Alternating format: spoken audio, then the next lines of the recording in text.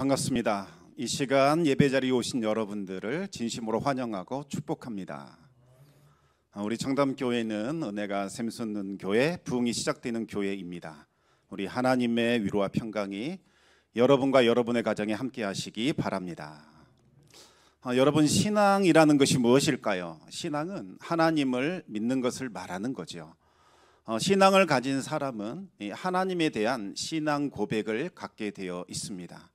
여러분은 하나님을 어떤 분으로 믿고 고백하고 있습니까? 성도들이 반드시 경험해야 하고 고백해야 하는 하나님은 바로 좋으신 하나님입니다. 하나님은 언제 어떤 상황 속에서도 변함없이 좋으신 분이십니다. 상황이 좋지 않고 일이 잘 풀리지 않는다 할지라도 하나님은 변함없이 좋으신 분이십니다. 여러분, 이 고백이 절대로 흔들려서는 안 될 겁니다. 이 시간 우리와 다 함께 한번 좋으신 하나님을 신앙 고백하도록 하겠습니다. 예전에 많이 불렀던 찬송인데요, 우리 같이 한번 좋으신 하나님 찬송하겠습니다.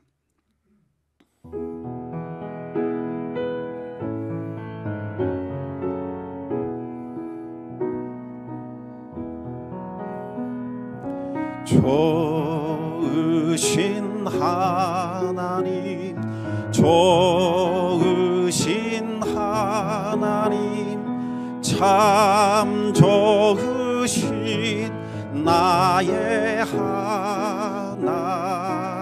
좋으신 하나님, 좋으신 하나님, 좋으신 하나님, 참 좋으신 나의 하나님. 우리의 기도를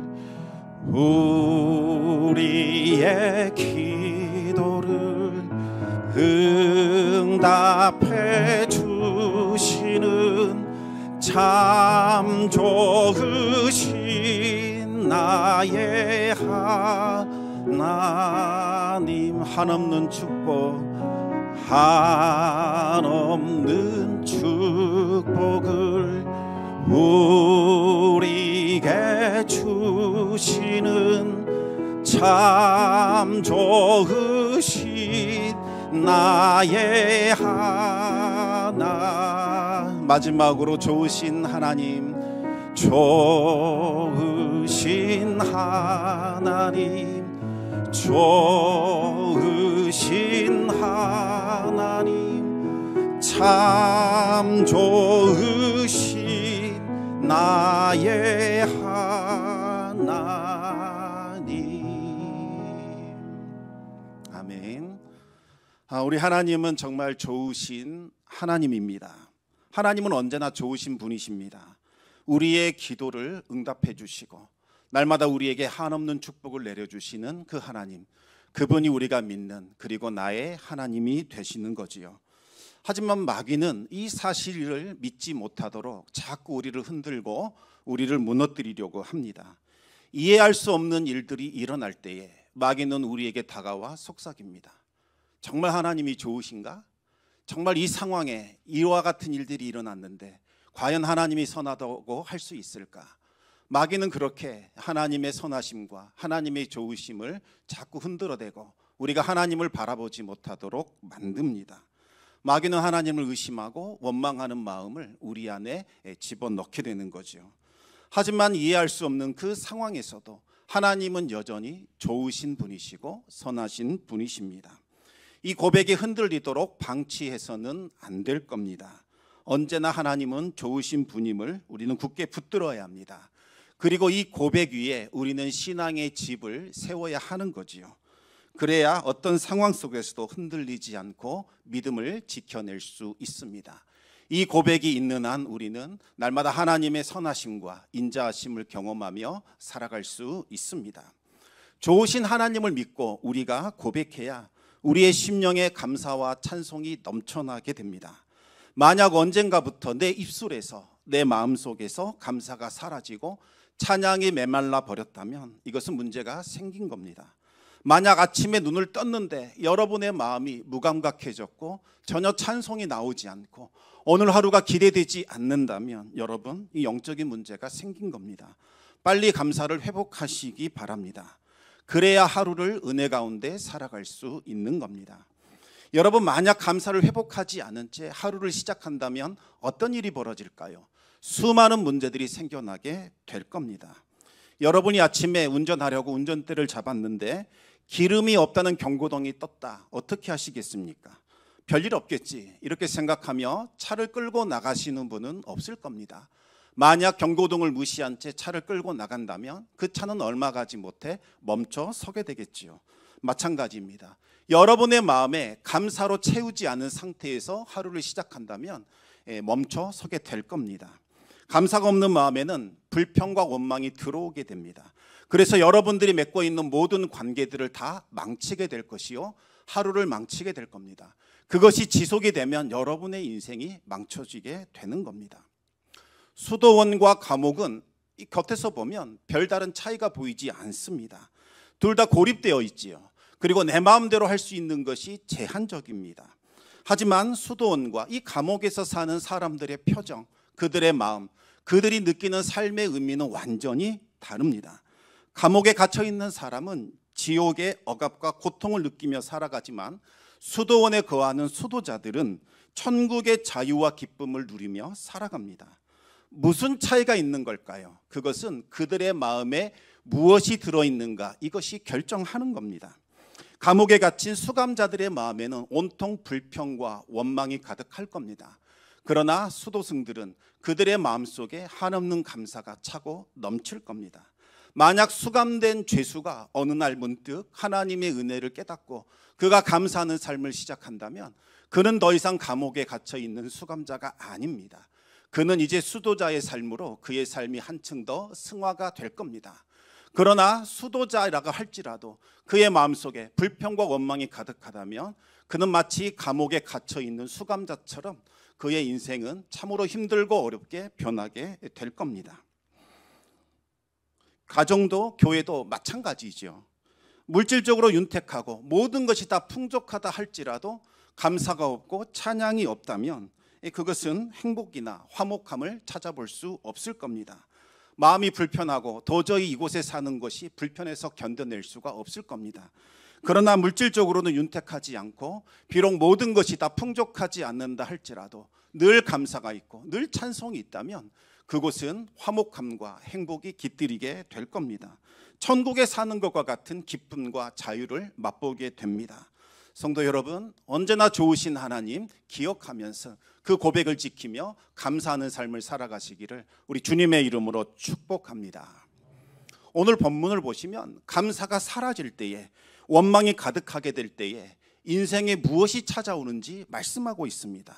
이스라엘은 정말 수없이 많은 하나님의 구원을 경험했습니다. 하나님께서 모세를 보내어 이스라엘을 데려오라 지시한 그날로부터 수많은 기적들이 나타났습니다. 10가지 재앙으로 애굽에 벌하셨을 때에 이스라엘은 하나님의 은혜로 그 재앙에서 벗어나는 구원과 은혜를 경험했습니다. 특히 그 10번째 재앙은 정말 무시무시했습니다. 죽음의 천사가 애굽에 있는 모든 가정을 다 방문해서 그 장자들을 다 죽였습니다. 그 캄캄한 밤에 울부짖는 소리, 비명소리가 온 땅을 뒤덮었습니다. 하지만 이스라엘의 집은 평안했습니다. 왜냐하면 죽음의 천사가 어린 양의 피가 발라진 그 집은 건너뛰었기 때문입니다. 그날 애굽의 왕 바로가 얼마나 두려워 떨었던지 이스라엘을 풀어주게 됩니다. 그리고 애굽 사람들 역시 하나님이 너무나 두려워서 은과 금을 내어주며 이스라엘을 떠나 보내게 되지요. 홍해 사건도 마찬가지였습니다. 애굽의 왕 바로가 천하무적 그 병거를 이끌고 이스라엘을 추격했을 때에 이스라엘은 바다 사이로 난 그 길을 따라 빠져나오게 됩니다. 그러나 바로와 그의 부대는 그 물에 빠져 죽임을 당하게 됩니다. 이스라엘은 하나님의 구원을 보고 기뻐했습니다. 소고치고 춤을 추며 크고 높으신 하나님의 이름을 찬송했습니다. 광야에서도 마찬가지였지요. 구름기둥과 불기둥이 이스라엘보다 먼저 가서 늘 그들을 지키고 보호하고 인도해 주었습니다. 아침에는 만나가 내렸고 저녁에는 메추라기가 내려 이스라엘을 풍성하게 먹였습니다. 이스라엘은 그 죽음의 땅 광야를 거닐면서도 날마다 생명과 날마다 기적을 경험하는 은혜를 누리게 됩니다. 그러나 이스라엘은 감사를 몰랐습니다. 조금만 상황이 좋지 않거나 그들의 마음에 들지 않으면 하나님을 원망하고 불평했습니다. 우리를 죽이려고 광야에 이끌고 나왔느냐? 그들이 단골 메뉴입니다. 늘 하나님을 불평하며 원망합니다. 하나님은 참고 또 참아주셨지만 이스라엘은 오래 참아주시는 그 하나님의 은혜마저도 업신여기는 그와 같은 패역한 모습을 보였습니다. 그러다가 기어이 이를 치르게 되지요. 약속의 땅 가나안을 눈앞에 두고서 12명의 정탐꾼을 보내어 그 땅이 얼마나 좋은 땅인지 보고 오라는 지시를 내립니다. 그런데 10명의 정탐꾼들이 보고 와서 부정적인 보고를 합니다. 그들이 말합니다. 가나안 땅 알고 보니 약속의 땅도 아니요 축복의 땅도 아니었다. 그 땅 저주받은 땅이요 우리를 집어삼키는 땅이었다. 그곳은 우리의 무덤자리가 될 것이다. 하나님 우리를 이끌어내어 이곳에서 죽이려고 우리를 애굽에서 잘 살고 있었던 그 우리들을 이끌어내신 것이다. 그렇게 보고를 한 겁니다. 이것은 말도 안 되는 거짓말이죠. 그들은 노예 생활을 견디지 못해서 하나님께 살려달라고 울부짖었습니다. 그 부르짖음을 들으신 하나님께서 모세를 보내어 그들을 구원하셨습니다. 그리고 그들에게 날마다 은혜를 베푸셨고 기적을 나타내 주셨습니다. 하나님의 그 강한 권능과 은혜로 광야의 모든 어려움들을 이기게 하셨고 이제는 마침내 그 약속을 따라 가나안 땅을 눈앞에 두게 되었습니다. 하지만 이스라엘은 하나님의 은혜를 기억하지 않았습니다. 의도적으로 무시해버렸습니다. 그들은 감사할 줄을 몰랐고 조금만 마음에 들지 않으면 불평하고 원망했습니다. 이제는 10명의 정탐꾼들의 보고를 듣고서 대성통곡하며 울어대기 시작을 합니다. 실컷 울더니 돌을 들어서 모세를 죽이려고 했습니다. 가나안 땅이고 뭐고 다 필요 없다는 거죠. 새로운 지도자를 세워야겠다. 이제는 하나님을 버리고 다시 애굽으로 돌아가자. 그와 같은 반역을 일으키게 됩니다. 머리끝까지 화가 나신 하나님은 더 이상 참지 못하고 패역무도한 이스라엘을 진멸시키려고 하셨습니다. 하지만 모세의 간절한 중보기도로 하나님의 진노는 거두어졌고 또다시 이스라엘에게 은혜를 베푸시고 그들에게 생명을 부어주십니다. 40년 광야를 떠돌면서 속죄할 수 있는 기회를 주셨습니다.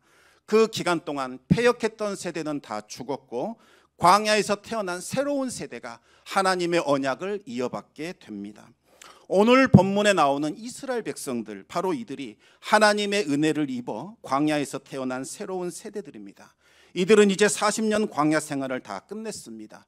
이제는 하나님의 약속을 따라 가나안 땅에 들어가기 직전입니다. 마침내 죽음의 땅 광야를 벗어나 약속의 땅 가나안을 눈앞에 두게 되었습니다. 이제 이 왕의 대로 이 도로만 타고 가면 바로 하나님께서 약속하신 가나안 땅 그곳에 들어갈 수 있게 됩니다. 왕의 대로는 평탄하고 또 가나안 땅으로 직행하는 가장 빠른 지름길입니다.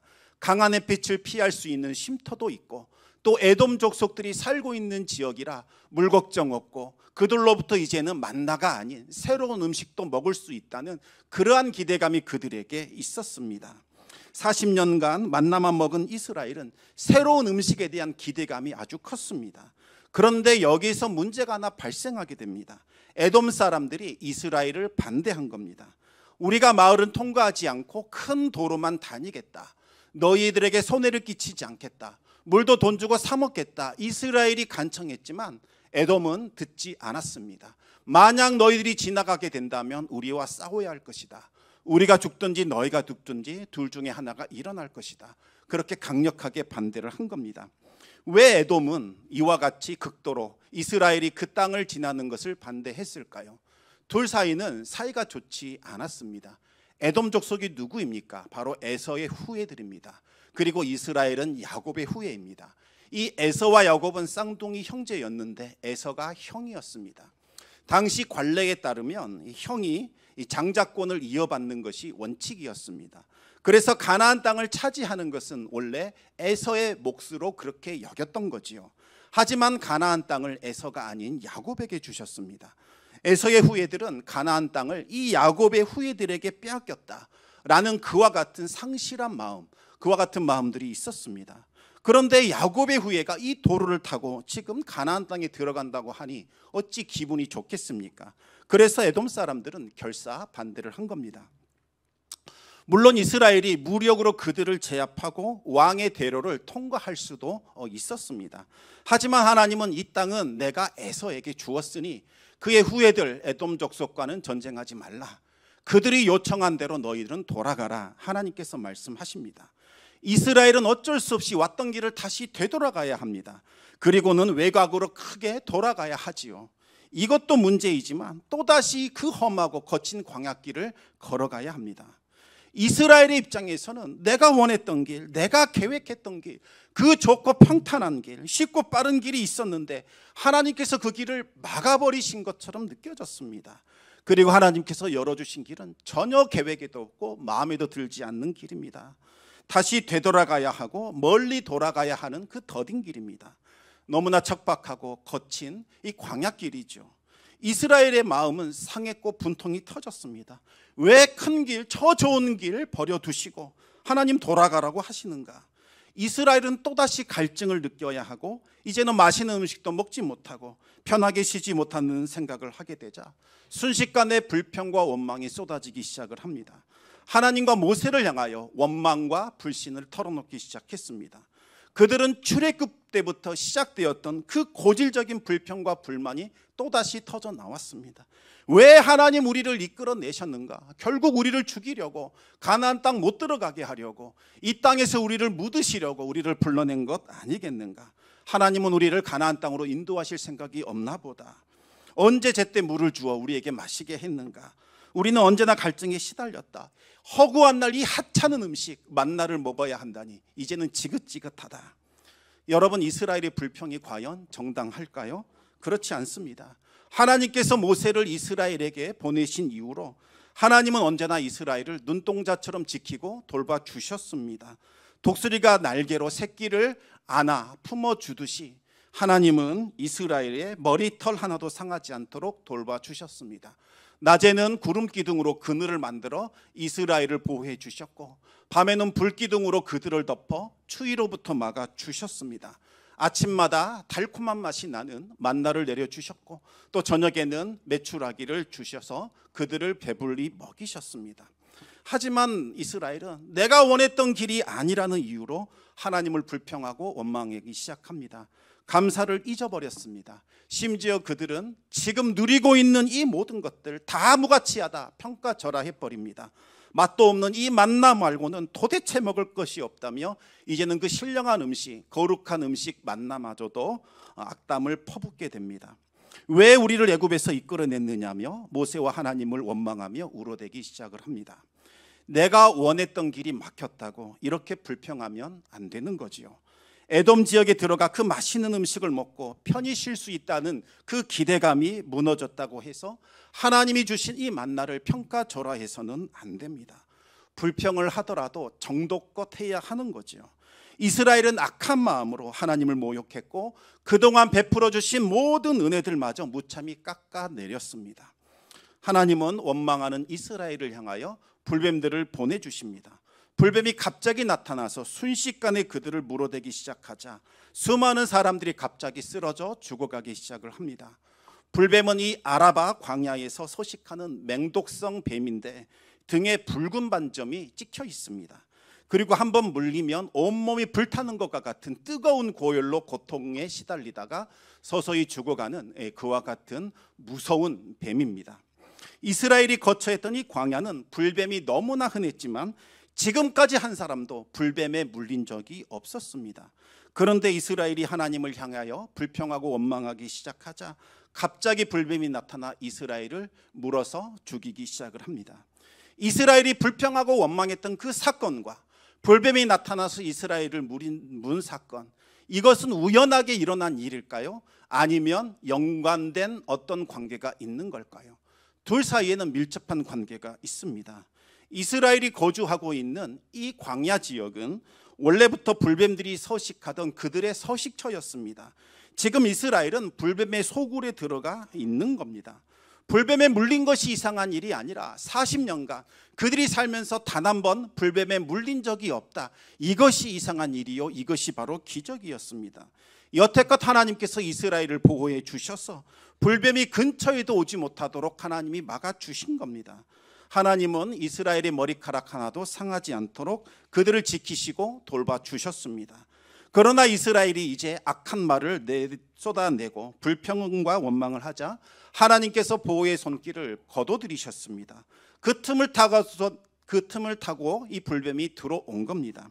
하나님이 힘이 없거나 능력이 없어서 불뱀이 나타난 것이 결코 아닙니다.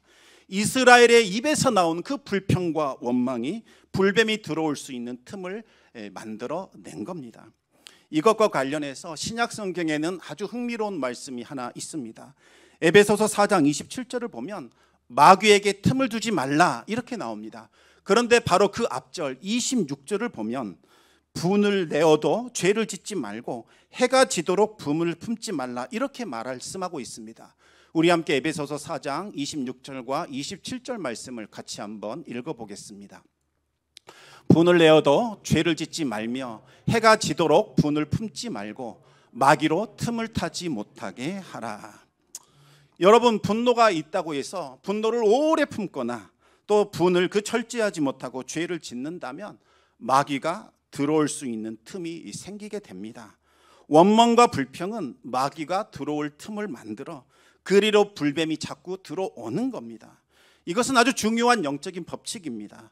영적으로 아무리 충만하다 할지라도 한번 원망과 불평의 늪에 빠지기 시작하면 하나님이 보호하시는 그 은혜에 틈이 벌어지게 되는 거지요.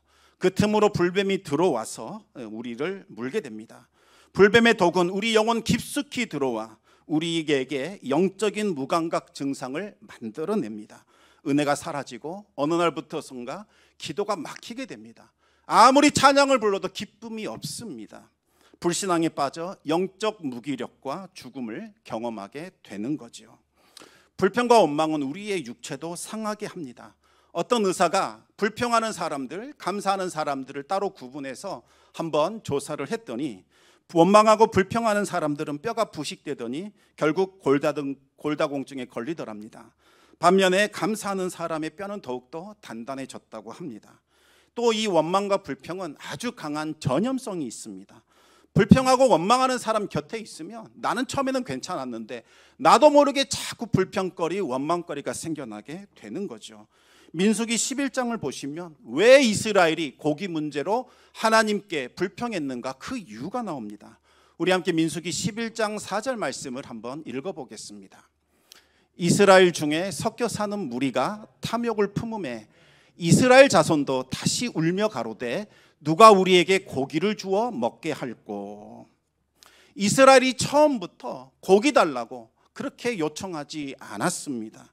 이스라엘과 함께 출애굽을 했던 그 무리들 가운데에는 다른 인종들이 섞여 있었습니다. 이들은 자꾸 불평하고 원망합니다. 왜 고기 안 줘? 왜 고기 안 주는데? 자꾸 불평하기 시작하죠. 그럴 때 이스라엘은 그들의 입을 막아야만 했었습니다. 하나님을 믿어라. 하나님은 선하시지 않느냐. 참고 기다리라 했어야 했지만 이스라엘도 동조되기 시작합니다. 그러네, 이상하네. 왜 하나님 고기 안 주실까? 하나님을 향하여 불평과 원망을 하게 되지요. 그러다가 불평과 원망의 늪에 빠져 큰 죄를 저지르게 된 겁니다. 만약 여러분 중에 끊임없이 불평하고 원망하는 사람들이 여러분 주변에 있다면 조심하시기 바랍니다. 불평과 원망은 사람을 결국 망하게 합니다. 불평과 원망의 말이 들려올 때 즉시 분별하시고 깨달으시기 바랍니다. 아, 마귀가 나에게 들어올 틈을 지금 찾고 있구나. 깨닫고 정신을 차리셔야 합니다. 그렇지 않으면 여러분도 모르는 사이에 불뱀이 들어와 여러분의 영혼과 육체를 병들게 만들 겁니다. 그러면 은혜와 감격은 사라집니다. 기도가 막히게 되고 불신앙에 빠지게 되는 거지요. 불뱀에 물린 이스라엘은 그제야 하나님을 불평하고 원망하는 것, 이것이 큰 죄라는 것을 깨닫게 되었습니다. 그들은 하나님 앞에 회개합니다. 그리고 모세에게 제발 좀 기도하여 살 길을 찾아다오 요청을 합니다. 모세가 하나님께 기도하자 하나님은 살아날 수 있는 방법을 알려주셨습니다. 그것은 놋으로 불뱀을 만들어 장대 위에 매달고 그것을 쳐다보라는 거죠. 여러분, 이것은 바로 제사의 원리와 똑같습니다.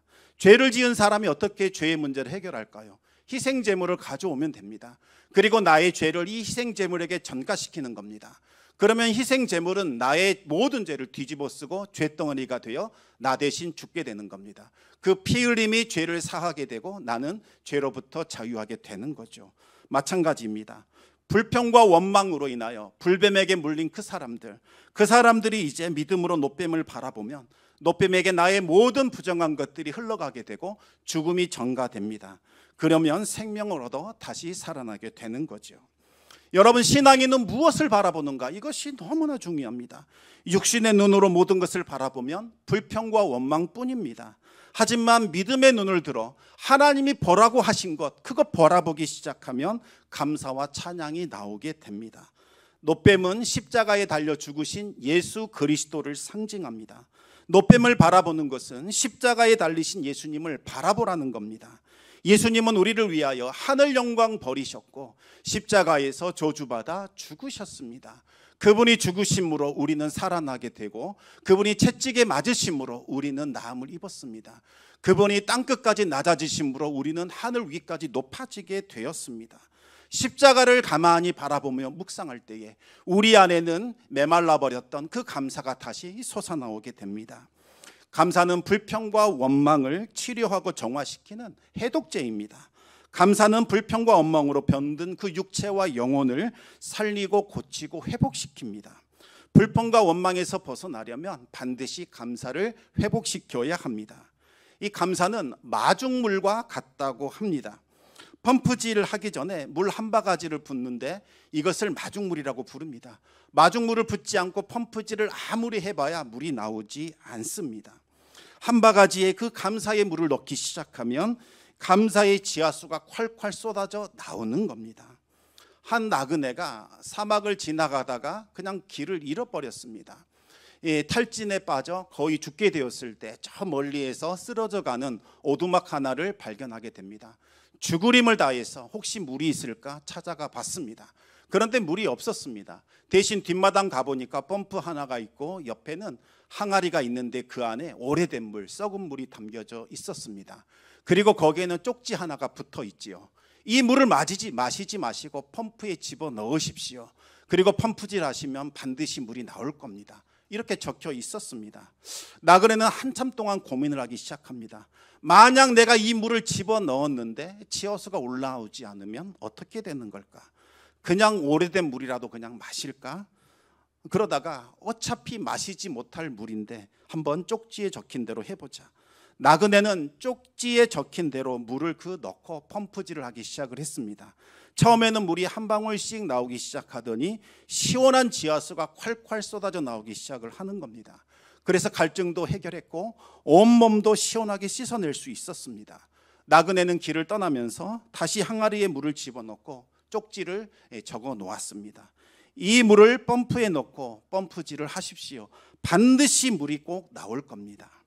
여러분, 썩은 물, 오래된 물을 가지고 있을지라도 그것으로 한번 감사해 보시기 바랍니다. 그러면 폭포수와 같은 은혜의 지하수가 솟아나오는 은혜를 경험하게 될 겁니다. 나그네가 그 믿음을 가지고 항아리에 그 썩은 물을 펌프에 집어넣고 펌프질을 한 것처럼 여러분 역시 믿음을 가지고 감사를 여러분 삶 속에 집어넣고 한번 신앙의 펌프질을 해보시기 바랍니다. 하늘이 열립니다. 은혜의 소나비가 쏟아져 내릴 겁니다. 여러분, 감사는 씨앗입니다. 씨앗을 심어야 가을에 풍성한 열매를 거둘 수 있지 않겠습니까? 정말 울며 땀을 흘리며 씨를 뿌리는 그 농부의 심정으로 여러분 다시 척박한 이 환경 속에서 하나님이 주신 것들을 기억하며 작은 것에서부터 한번 감사해 보기 시작하시기 바랍니다. 그리하면 아름다운 감사의 열매를 거두게 될 것이요 더 풍성한 은혜를 받아 누리게 될 겁니다. 우리 이 시간에는 하나님의 은혜를 기억하면서 한번 감사하는 찬양을 불러보기를 원합니다.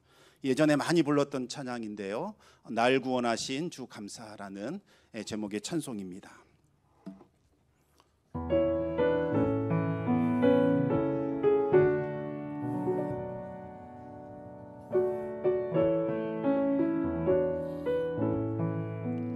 날 구원하신 만나신 주 감사, 모든 것 주신 감사, 지난 추억이네 감사, 주 내 곁에 계시네. 향기로운 봄철에 감사, 외로운 가을날 감사, 사라진 눈물도 감사, 나의 영혼 평안에 응답하신 기도 감사, 거절하신 것 감사, 헤쳐나온 풍랑 감사, 모든 것 채우시네. 아픔과 기쁨도 감사, 절망 중위로 감사, 증량 못할 은혜 감사, 크신 사랑 감사해. 길가에 장미꽃 감사, 장미가시도 감사, 따스한 가정 희망 주신 것 감사, 기쁨과 슬픔도 감사, 하늘 평안을 감사, 내일의 희망을 감사, 영원토록 감사해. 아멘. 이제 말씀을 맺겠습니다. 여러분, 힘들고 어려울지라도 원망과 불평을 이제는 거두시기 바랍니다. 그리고 다시 감사의 씨앗을 심으시고 감사를 회복하시기 바랍니다. 힘들면 십자가를 바라보시기 바랍니다. 주님 그 십자가에 달리셔서 고통당하셨고 우리를 위하여 찢겨 죽으셨습니다. 좋으신 하나님을 기억하실 때에 불평과 원망이 사라지고 여러분 안에 다시 감사가 회복이 될 겁니다. 환경이 힘들어지고 이해할 수 없는 상황이 찾아온다 할지라도 여러분 선하신 하나님, 좋으신 하나님 의심하면 안 됩니다. 십자가를 바라보면서 좋으신 하나님을 붙들고 하나님이 여러분에게 명하신 그 길, 믿음의 길, 순례의 길을 다시 걸으시기 바랍니다. 여러분의 삶 가운데 감사와 찬송이 회복될 수 있기를 우리 주님의 이름으로 축원합니다.